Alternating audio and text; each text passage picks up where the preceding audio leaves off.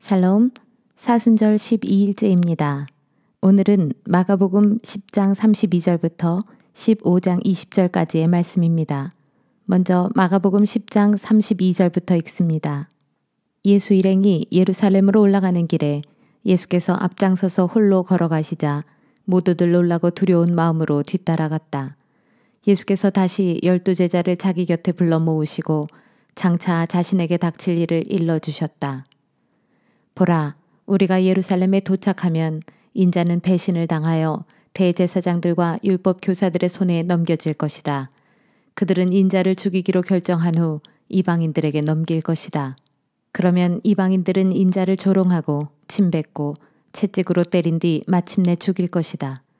그러나 인자는 사흘 만에 무덤에서 다시 살아날 것이다. 그때에 세베대의 두 아들인 야고보와 요한이 예수 곁으로 와서 말했다. 주님, 저희 소원을 들어주십시오. 예수께서 물으셨다. 너희가 무엇을 원하느냐? 그들이 말하였다. 주께서 영광의 자리에 앉으실 때 저희 가운데 한 명은 주님의 오른편에 또 한 명은 주님의 왼편에 앉게 해주십시오. 예수께서 대답하셨다.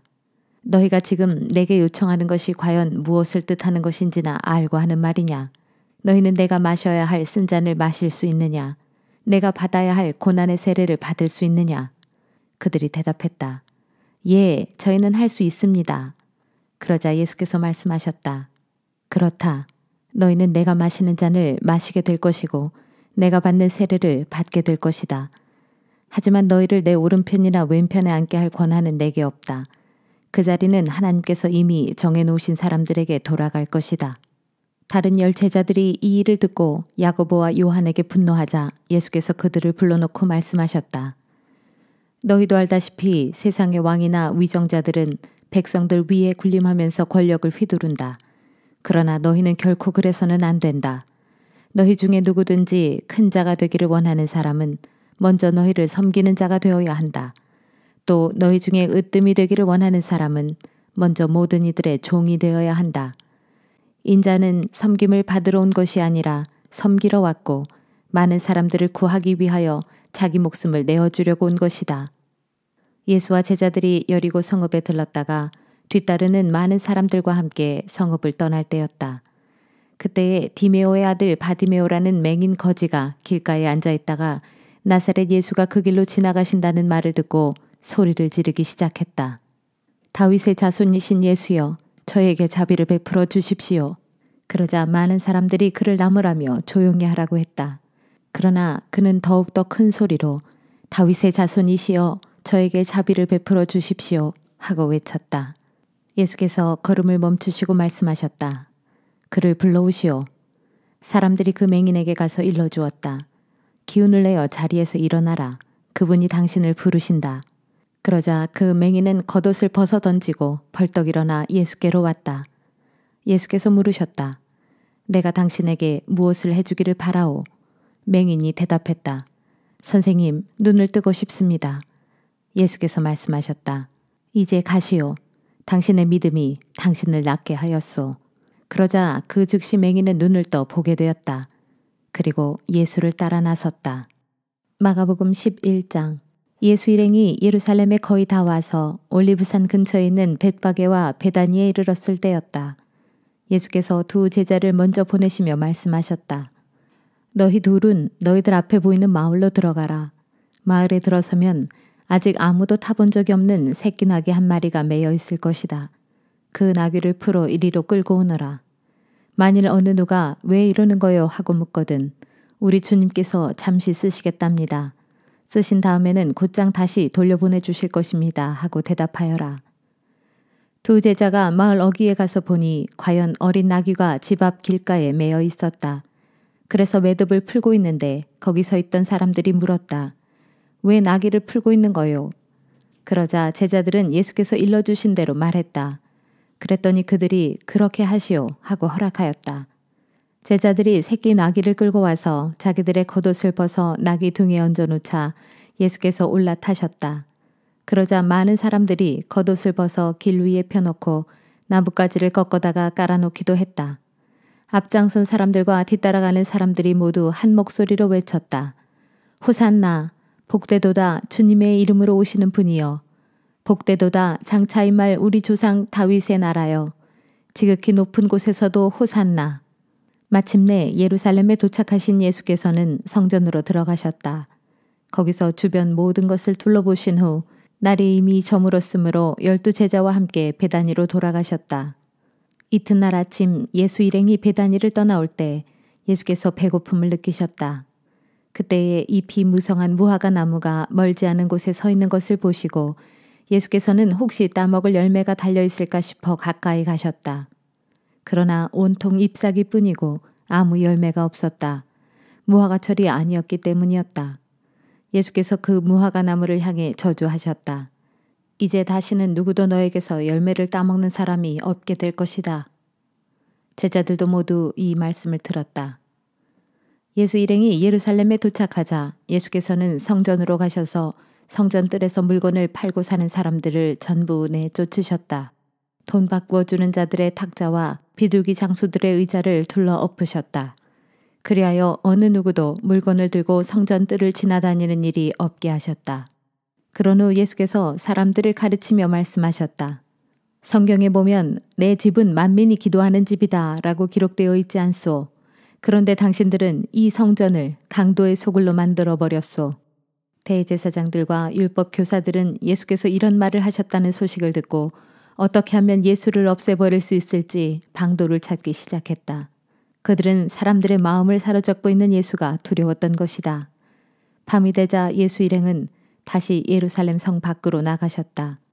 다음 날 이른 아침 예수 일행은 길을 지나다가 어제 그 무화과 나무가 뿌리채 말라 있는 것을 보았다.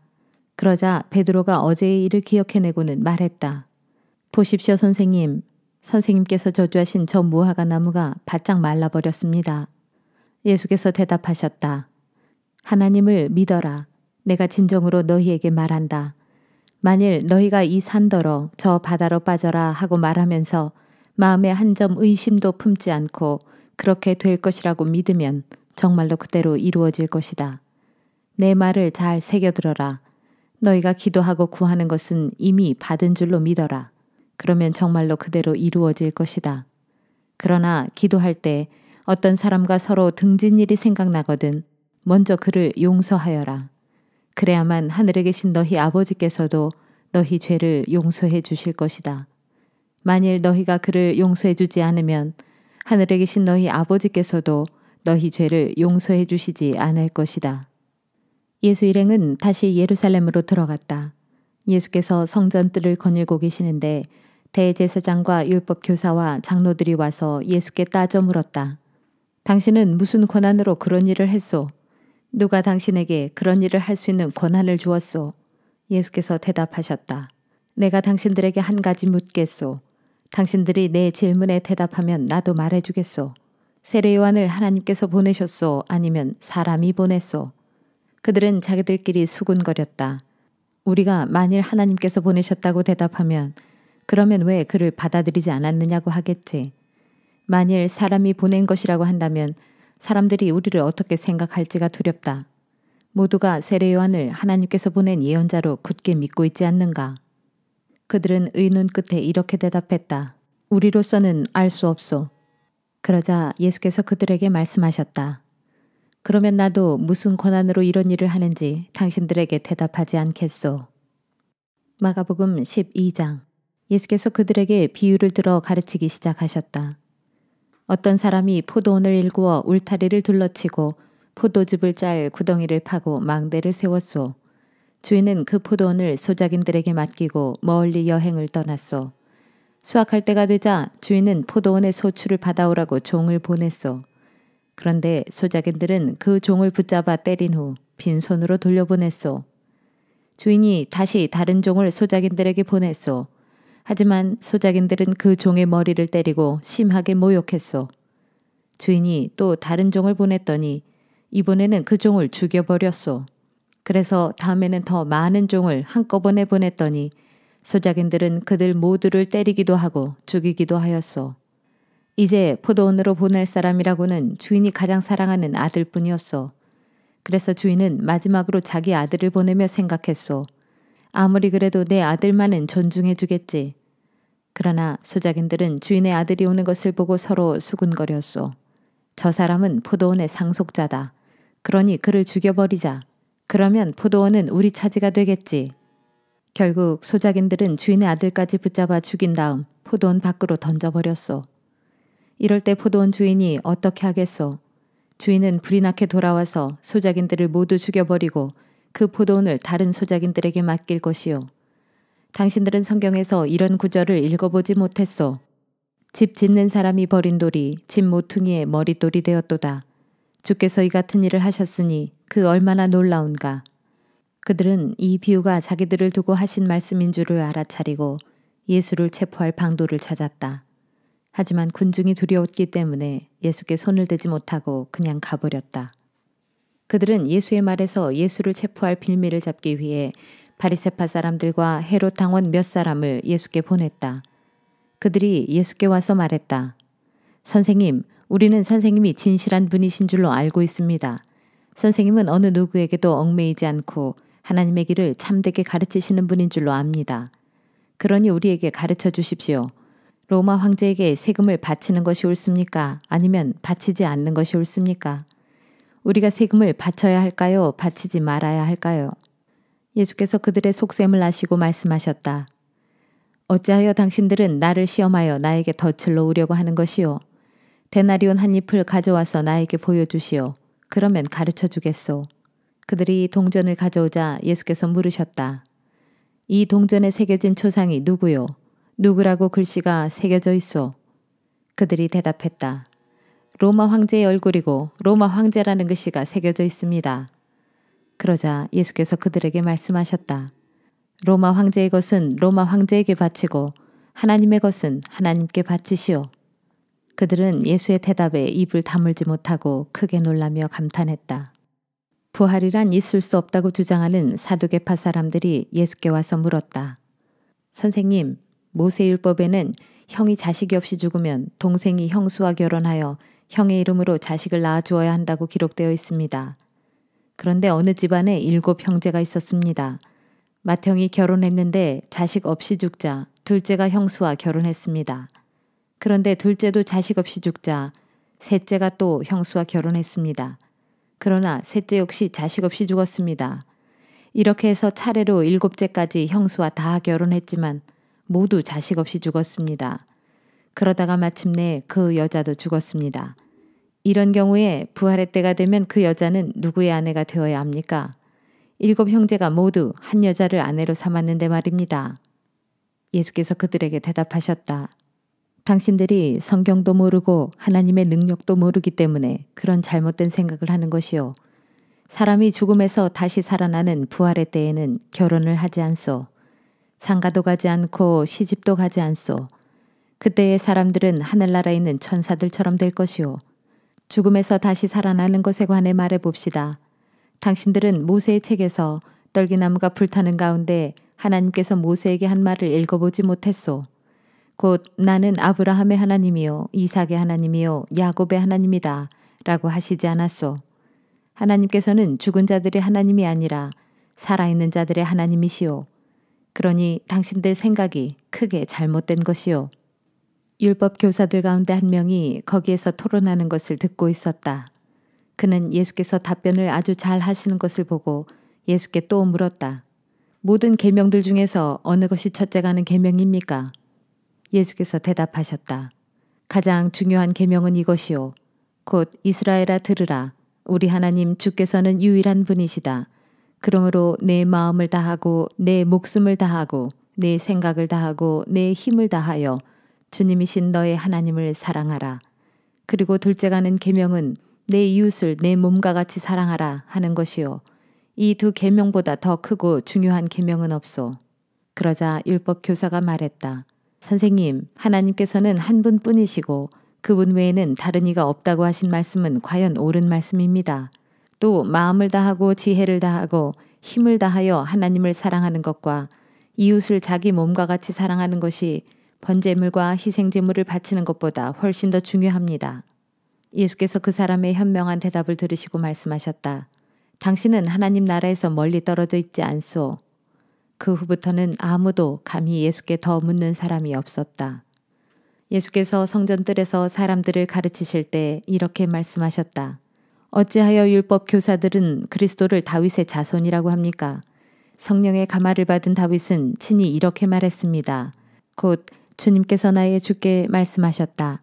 내가 내 원수들을 내 발 아래 굴복시킬 때까지 너는 내 오른편에 앉아 있어라. 이렇듯 다윗은 그리스도를 주라고 불렀는데 어떻게 그리스도가 다윗의 자손이 될 수 있겠습니까? 예수의 이 같은 가르침을 많은 사람들이 기쁘게 받아들였다.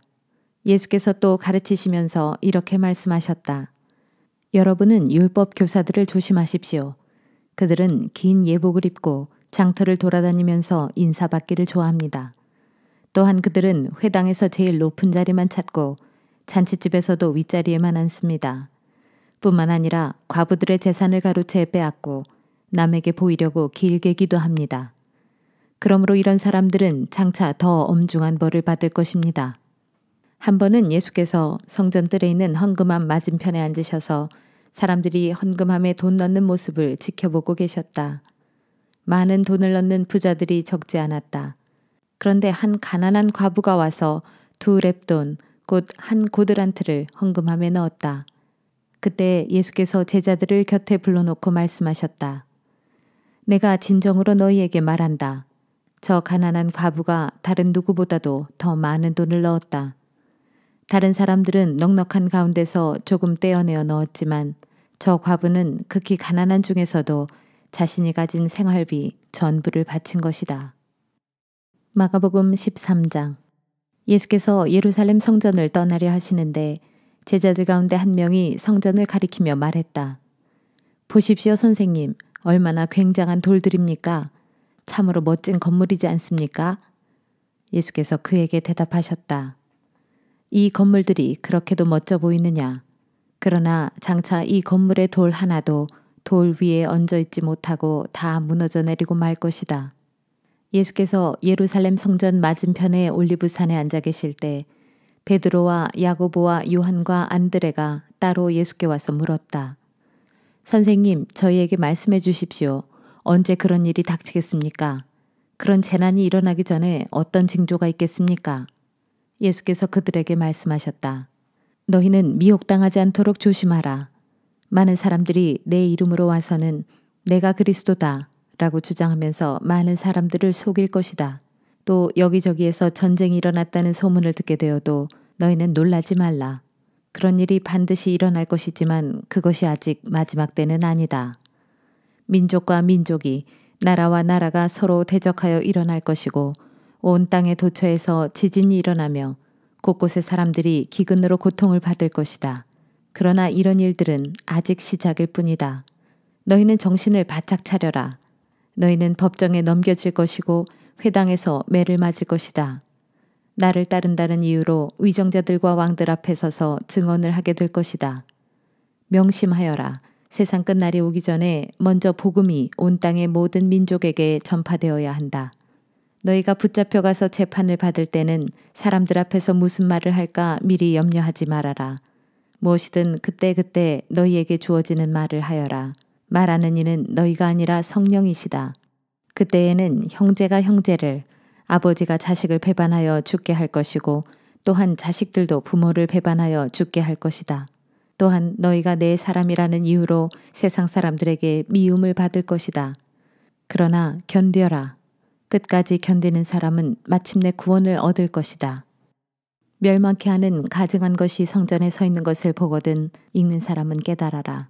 유대에 있는 사람들은 얼른 산으로 피신하라. 지붕에 있는 사람은 아래로 내려오지 말고 물건을 가지러 집 안으로 들어가지도 말라. 들판에 있거든 돈이나 옷을 가지러 집으로 돌아가지 말라. 그날에는 임신한 여자들과 젖먹이 딸린 여자들은 참으로 불행하다. 그러므로 이런 일이 겨울에 일어나지 않도록 해달라고 기도하라. 참으로 이런 큰 재난의 날은 하나님께서 세상을 창조하신 이래로 지금까지 없었고 앞으로도 없을 것이다. 주께서 그 재난의 기간을 줄여주시지 않는다면 살아남을 사람은 하나도 없을 것이다. 그러나 주께서는 자신이 택한 사람들을 위해 그 기간을 줄여주셨다. 그때에 만일 어떤 사람이 여기에 그리스도가 있다 혹은 저기에 그리스도가 있다 하더라도 너희는 그 말을 절대 믿지 말라. 세상 끝날에는 많은 거짓 그리스도들과 거짓 예언자들이 나타나서 하나님의 자녀들을 최대한 속이려고 그들이 할 수 있는 모든 기적들과 놀라운 일들을 다 행할 것이다. 그러므로 너희는 정신을 바짝 차려라. 내가 이 모든 일을 미리 경고하는 것이니 부디 조심하라. 그 큰 재난이 다 지나가면 태양은 어두워지고 달은 빛을 잃을 것이며 별들은 하늘에서 떨어지고 모든 천체가 흔들릴 것이다. 바로 그때 모든 사람들은 인자가 구름을 타고 큰 권능과 영광에 둘러싸여 이 땅에 임하는 것을 보게 될 것이다. 그때에 인자는 천사들을 보내어 땅끝에서 하늘 끝에 이르기까지 선택한 사람들을 하나도 빠짐없이 온 사방에서 다 모을 것이다. 너희는 무화과 나무를 보고 교훈을 배워라. 그 가지가 연해지고 잎이 돋으면 너희는 여름이 가까웠다는 것을 알아차린다. 이와 마찬가지다. 너희도 이런 일들이 일어나는 것을 보거든 인자가 문 앞에 와 있다는 것을 알라. 내가 분명히 너희에게 말한다. 이 세대가 지나가기 전에 이 모든 일들이 일어날 것이다. 하늘과 땅은 없어질지라도 내 말은 영원토록 없어지지 않을 것이다. 그러나 이런 일이 일어날 재림의 그날과 그 시각은 아무도 모른다. 하늘에 있는 천사들도 모르고 나조차도 모른다. 오직 하늘 아버지만이 아신다. 그러므로 언제 그 일이 일어날지 모르니 너희는 항상 정신을 차리고 깨어 있어라. 인자가 오는 것은 어떤 집주인이 멀리 여행을 떠나는 것에 비유할 수 있다. 그 집주인은 집을 떠나면서 종들에게 각자 해야 할 일을 맡기고 문지기들에게는 자기가 돌아올 때까지 깨어 있으라고 당부한다. 그러므로 깨어 있어라. 집주인이 돌아올 시간이 저녁일지 한밤중일지 이른 새벽일지 아니면 날이 밝아올 때일지 너희가 알지 못하기 때문이다. 집주인이 갑자기 돌아왔을 때 너희가 잠자고 있는 일이 없도록 조심하라. 정신을 바짝 차리고 항상 깨어 있도록 하라. 그렇다. 깨어 있어라. 내가 하는 이 말은 너희에게 주는 말인 동시에 모든 사람에게 주는 말이다. 마가복음 14장. 무교절과 유월절이 시작되기 이틀 전이었다. 대제사장과 율법 교사들은 예수를 체포하여 죽일 방도를 찾고 있었다. 그러나 유월절 기간 중에는 그 일로 군중이 소동을 일으킬지도 모르니 일단 그 기간은 피하는 것이 좋겠다는 의견이 지배적이었다. 예수께서 베다니에 있는 나병 환자 시몬의 집에 계실 때였다. 예수께서 음식을 잡수시고 계시는데 한 여자가 매우 값진 순전한 나드 향유가 든 옥합을 가지고 와서 깨뜨리더니 그것을 예수의 머리에 부었다. 그러자 예수와 함께 식탁에 앉아있던 몇 사람들이 화를 내며 그 여자를 나무랐다. 어째서 그 비싼 향유를 그렇게 낭비하는가? 이 향유를 내다 팔면 좋게 300데나리온 이상은 받을 수 있을 텐데 그 돈을 가난한 사람들에게 나누어 주었더라면 얼마나 좋았겠는가? 그러자 예수께서 그들에게 말씀하셨다. 가만두시오. 왜 그 여자를 괴롭히는 것이오? 그녀는 내게 아주 갸륵한 일을 한 것이오. 가난한 사람들은 언제나 당신들 주변에 있으니 당신들이 마음만 있으면 어느 때고 그들을 도와줄 수 있소. 그러나 나는 언제까지나 당신들과 함께 있는 것이 아니오. 그러므로 이 여자는 자기가 할 수 있는 최선의 일을 한 것이오. 내 장례를 위하여 미리 내 몸에 향유를 부어준 것이오. 내가 분명히 당신들에게 말하겠소. 온 세상 어디서든지 복음이 전파되는 곳마다 이 여자가 행한 이 갸륵한 일도 함께 전해져서 사람들이 그녀를 길이 기억하게 될 것이오. 그때에 12 제자 가운데 하나인 가룟 유다가 대제사장들을 찾아가서 예수를 그들에게 넘겨주겠다고 말했다. 그들은 가룟 유다의 이 말을 듣고 무척 기뻐하며 그에게 돈을 주겠다고 약속했다. 그래서 이때부터 가룟 유다는 예수를 넘겨줄 적당한 기회를 엿보기 시작했다. 무교절 첫째 날에는 유월절 양을 잡는 것이 관습이었다. 그래서 제자들이 예수께 물었다. 선생님, 선생님께서 드실 유월절 음식을 어디에다 차려야 할까요? 예수께서 제자들 가운데 2 사람을 예루살렘 성읍으로 보내며 말씀하셨다. 성 안에 들어가면 물동이를 들고 걸어오는 사람을 만날 것이다. 너희는 그 사람을 따라가라. 그 사람이 들어가는 집으로 너희도 따라 들어가서 집주인에게 우리 선생님께서 제자들과 함께 유월절 음식을 먹을 방이 준비되어 있는지 알아보라고 하십니다. 하고 말하라. 그러면 집주인은 이미 자리가 다 마련된 큰 다락방으로 너희를 안내할 것이다. 거기에다 유월절 음식을 준비해 놓도록 하여라. 두 제자가 예루살렘 성읍 안에 들어가 보니 예수께서 일러주신 그대로였다. 그래서 제자들은 거기에다 유월절 음식을 준비하였다. 저녁 때가 되자 예수께서 다른 제자들과 함께 그 집으로 가셨다. 일행이 자리를 잡은 후 식탁에 둘러앉아 음식을 먹고 있을 때 예수께서 제자들에게 말씀하셨다. 내가 분명히 너희에게 말한다. 지금 나와 함께 식사를 하고 있는 너희들 가운데 한 사람이 나를 배신할 것이다. 그 순간 무거운 침묵이 감돌았다. 제자들은 근심에 쌓여 저마다 예수께 물었다. 설마 저는 아니죠? 예수께서 대답하셨다. 너희 12사람 가운데 하나다. 지금 나와 함께 그릇에 손을 담근 자가 바로 그 사람이다. 인자는 오래전부터 예언자가 선포한 대로 죽음의 길을 걷겠지만 인자를 배신한 그 사람에게는 참으로 화가 미칠 것이다. 차라리 그는 세상에 태어나지 않았더라면 좋았을 뻔했다. 모두가 한참 유월절 음식을 먹을 때였다. 예수께서 빵을 들어 감사 기도를 하신 후 제자들에게 그 빵을 떼어주시며 말씀하셨다. 자, 받아 먹어라. 이 빵은 내 몸이다. 또 잔을 들어 하나님께 감사 기도를 드린 후 그 잔을 제자들에게 주시니 제자들이 모두 돌려가며 마셨다. 그런 뒤 예수께서 제자들에게 말씀하셨다. 이 잔은 내 피다. 곧 모든 사람을 위하여 흘리는 새 언약의 피다. 내가 분명히 너희에게 말한다. 하나님 나라에서 새 포도주를 마시게 될 그날까지 나는 포도나무 열매로 빚은 것을 다시는 마시지 않을 것이다.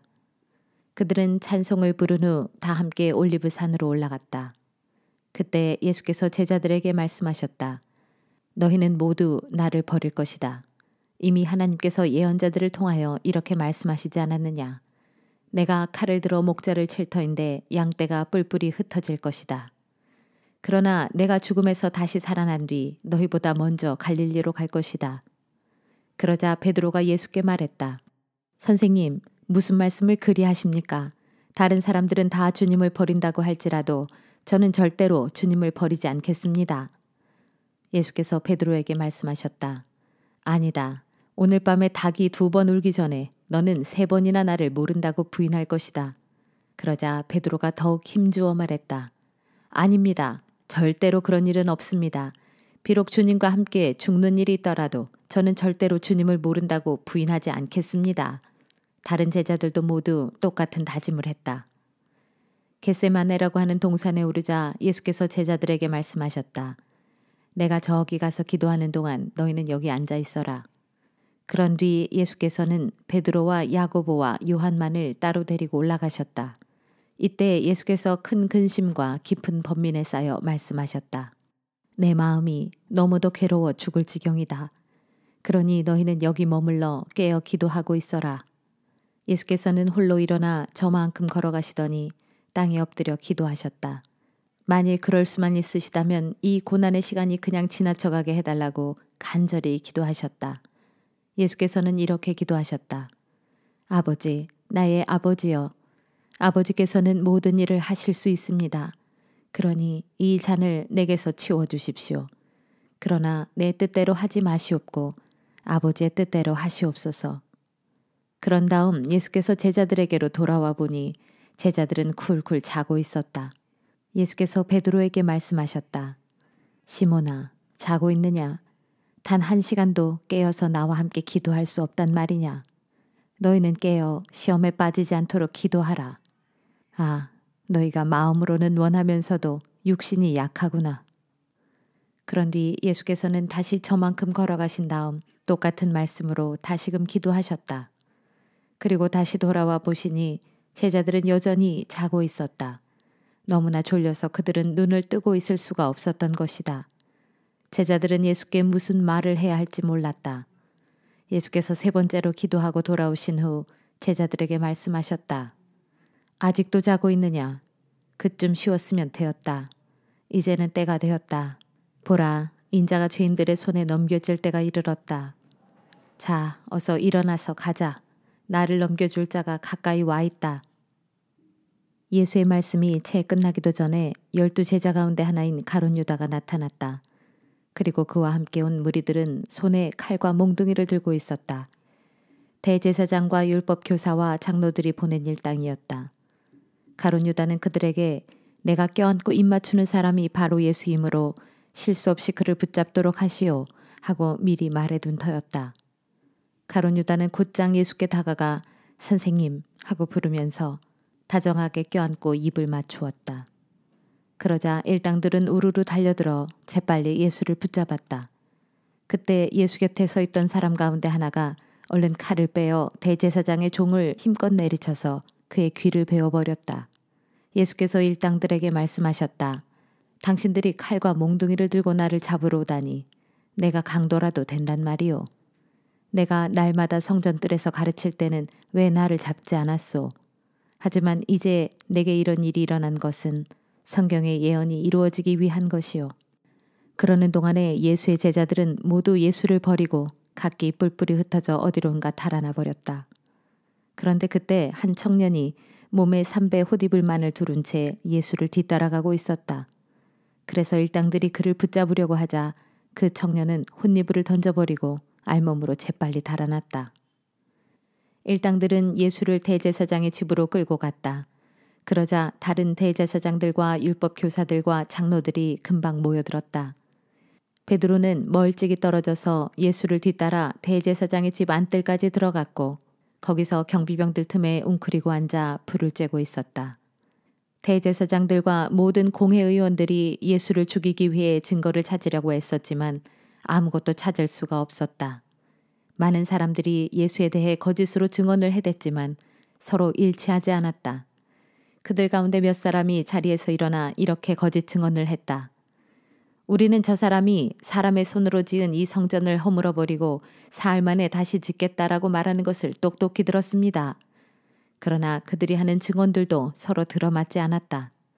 그러자 대제사장이 그들 앞으로 나와서 예수께 물었다. 그대는 아무 말도 하지 않을 작정인가? 이 사람들이 그대에게 불리한 증언을 하고 있지 않은가? 하지만 예수께서는 입을 다무시고 침묵으로 일관하셨다. 대제사장이 다시 물었다. 그대는 하나님의 아들 그리스도인가?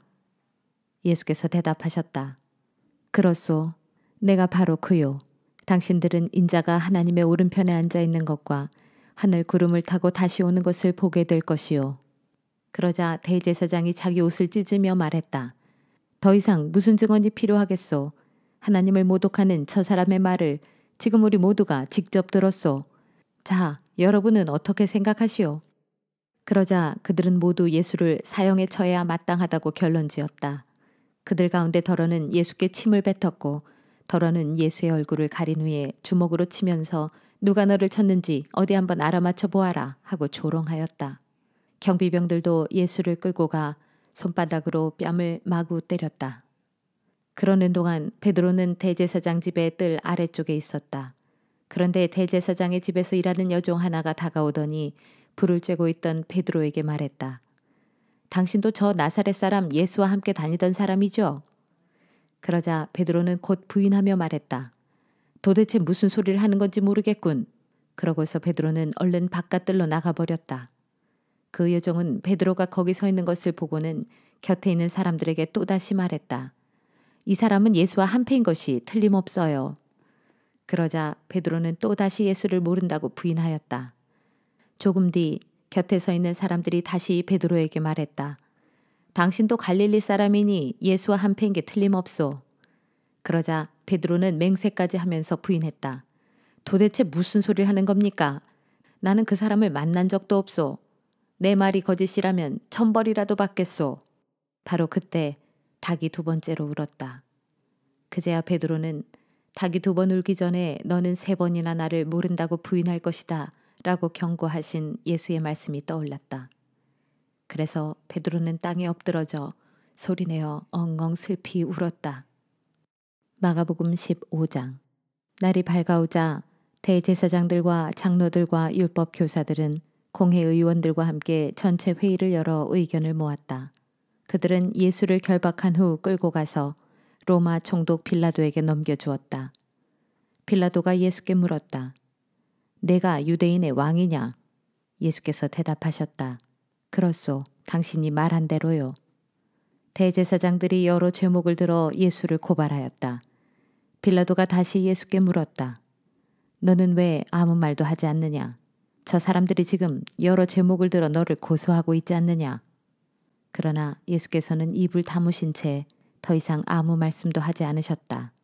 빌라도는 이를 이상하게 여겼다. 예로부터 명절이 되면 유대 백성들이 원하는 죄수 한 명을 풀어주는 관례가 있었다. 마침 당시 폭동을 일으켜 사람을 죽이고 감옥에 갇혀있는 바라바라 하는 소문난 죄수가 있었다. 유대 군중은 빌라도에게 전례에 따라 죄수 하나를 풀어주라고 요구했다. 그러자 빌라도가 물었다. 여러분이 풀어주기를 원하는 사람이 유대인의 왕이라고 하는 자요. 빌라도는 대제사장들이 예수를 시기한 나머지 자기에게 넘긴 것임을 알고 이렇게 말한 것이다. 그러나 대제사장들은 군중을 선동하여 예수가 아닌 바라바를 풀어달라고 요구하게 했다. 빌라도가 다시 군중에게 물었다. 그렇다면 여러분들은 유대인의 왕이라고 하는 자를 내가 어떻게 처리했으면 좋겠소? 군중들이 큰 소리로 외쳤다. 그를 십자가에 못 박으시오. 빌라도가 군중에게 물었다. 도대체 이유가 무엇이오? 정말 그가 무슨 죽을 죄를 지은 거요? 그러나 군중은 더욱 크게 외쳐댈 뿐이었다. 그를 십자가에 못 박으시오. 그리하여 빌라도는 군중의 비위를 맞춰주려고 바라바를 풀어주었다. 그런 다음 예수는 채찍질하게 한 후 십자가에 못 박으라고 그를 넘겨주었다. 로마 군인들은 총독 관저의 뜰로 예수를 끌고 들어간 후 부대원 전체를 집합시켰다. 그런 다음에 그들은 예수께 자색 옷을 입히고 가시관을 엮어 머리에 씌운 뒤 예수께 경례를 하면서 유대인의 왕 만세하고 외쳤다.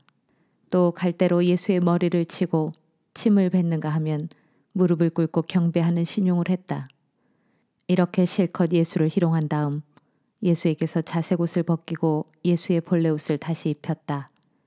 그런 후에 군인들은 예수를 십자가에 못 박으려고 성문 밖으로 끌고 나갔다.